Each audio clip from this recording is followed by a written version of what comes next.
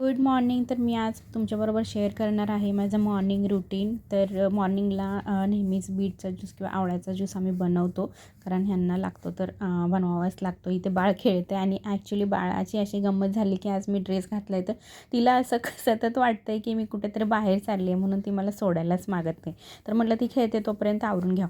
आता रोज जेवणाला काय बनवायचं हा तर खूप मोठा गंभीर विषय आहे. त्याच्यावरती तर एक मोठं पूर्ण हेच होईल की स्वयंपाकाला भाजीला नेमकं काय बनवायचं. तर आता मी इथं म्हटलं जाऊन ते आता बनवू काय. सुकी भाजी बनवली तर पातळ रस्सा तर लागणारच. तर मी मेथीचीच भाजी बनवायचं म्हटलं. तर कलिंगड आणून ठेवलेलं होतं, म्हटलं थोडंसं कलिंगड खाऊन घेऊया कारण जेवण बनवेपर्यंत खूप उशीर जातो. तर मेथीच्या भाजीसाठी मी लसूण आणि मिरची आहे ते ठेचूनच टाकते. तर आता इतका उशीर झालेला आहे आणि मला ॲक्च्युली यूट्यूब चालू केल्यापासून 5 मिनिटाच्या कामाला 10 मिनिटं लागत आहेत. तर आता पातळ काय बनवू, तर म्हटलं जाऊन दे वाटाण्याची आणि बटाट्याची आमटीच बनवून टाकूया आपण, ते भाताबरोबर खायला बरी पडते. म्हणून दोन्हीकडे 2 गॅस पेटवले. कधी कधी तर ॲक्च्युली तिन्ही गॅसवरती माझं काम चालू असतं. मधल्या गॅसवरती कुकर ठेवते आणि दोन्ही बाजूला 2 कढया ठेवून असं करते. तर आमटी बनवण्यासाठी मी तेल टाकून त्याच्यामध्ये जिरे मोहरी टाकलेलं आहे, कढीपत्ता टाकलेला आहे आणि ते हलवून घेते. त्याच्यामध्ये टोमॅटो टाकून घेते. टोमॅटो टाकलं की हलवून चांगलं टोमॅटो परतते तोपर्यंत बाळ तिकडे खेळते. तोपर्यंत मला हे सकाळचं सगळं काम आवरून घ्यायला लागतं. नाही तर एकदा बाळ उठलं की मग मला ते म्हणजे ती आता रांगते तेव्हापासून ती सतत मागे मागे मागेच येत असते. तोपर्यंत इकडे गॅसची फ्लेम वाढवून मी टोमॅटो परतते. आता तिकडे पण गॅस ठेवलेला आहे, त्याच्यावर चालू ठेवलेलं आहे, त्याच्यावरती तेल टाकलेलं आहे आणि जो आपण बारीक केलेला मिरची आणि लसणाचं आहे ते त्याच्यामध्ये टाकून ठेवले. ते तिकडे हे होते तोपर्यंत इकडे हलवून घ्यायचं. असं दोन्ही बाजूला काम झालं. दोन्ही बाजूचे गॅस चालू असले की काम कसं फास्ट होतं. नाहीतर एक भाजी करणार, पुन्हा ती काढणार, त्याचकडे दुसरी भाजी करणार, त्याच्यामध्ये ॲक्च्युली खूप उशीर जातो. आणि सकाळचं म्हणजे इतकी घाई गडबड असते ना, बोलायलाच नको. आणि ह्यांना पण ऑफिसला जायचं असतं, मला पण बाकीची कामं असतात. पुन्हा नंतर बाळाला अंघोळ घालायची. आणि बाळाचं कसं असतं, कधी ती खेळते, कधी ती रडते. तिचं म्हणजे अजून एवढी झाली 9 महिना तिला होत आले, तरी पण अजून तिचं असं काही कळत नाही की बाबा तिला कुठल्या वेळी म्हणजे तिचा मूड कसा असेल. तर इकडे मेथीची भाजी मी टाकून घेतलेली आहे, दाट झाकून ठेवले. तोपर्यंत तिकडे वाफलते, तोपर्यंत इकडं बटाटे वगैरे टाकून आवरते. तर तुम्हाला तिकडे पलीकडे 2 चिट्ट्या पेपरच्या दिसत असतील की बाबा तिथे काहीतरी स्टिक केलं.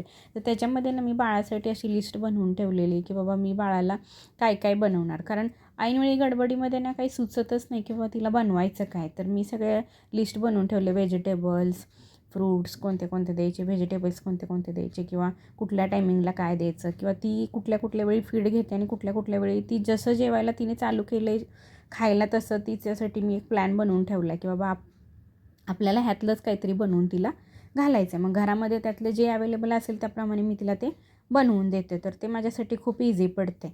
आणि मी हे एवढं करते तोपर्यंत बाळाने तिकडे रडून गोंधळ केलेला आहे. तर म्हणलं आता फायनली तिला झोपवावं, म्हणूनसाठी तिला दुधाची बॉटल भरलेली. आता तिला बॉटलनी वरचं दूध पाजते, ते इझी पडतं. तर ती पण झोपलेली आहे. तोपर्यंत म्हणलं आता पटकन आता भाजी तर होत आलेली आहे, भाजीचा गॅस बंद करून म्हटलं आता ती झोपली तोपर्यंत सलाड वगैरे. जेवणाला रोज सलाड पाहिजे म्हणजे पाहिजेच.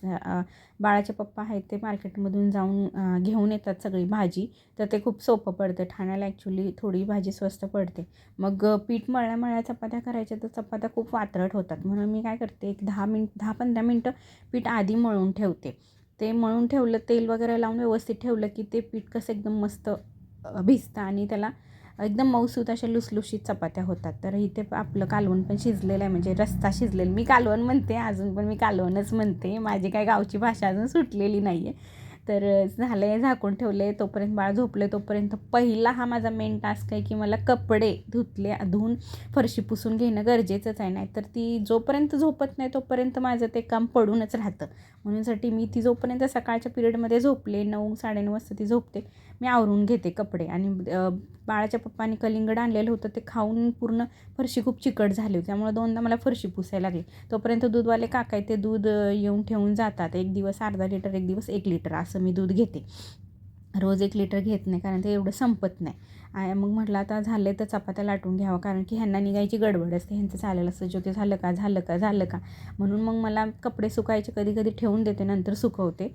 आणि चपात्या लाटून घेतल्या. चपात्या काय जास्त नाही, आम्हाला 7-8 चपात्या असल्या म्हणजे आमच्या दोघांचं होऊन जातं.